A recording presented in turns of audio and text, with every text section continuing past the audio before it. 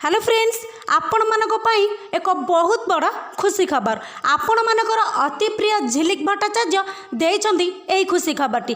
तेबे संपूर्ण खबर कौन जानिबा पाए हेले भिडियोटी को प्रथम रु शेष पर्यंत देखंतु। आउ आम चैनल को जदि नुआ करी आछंदी सब्सक्राइब करंतु आम चैनल को, आ पाखरे थिबा बेल आइकन को प्रेस कर दियंतु। तेबे दर्शक बंधु, झिलिक 2020 मसीह प्रीतिरंजन घड़ाई को मैरेज करथिले।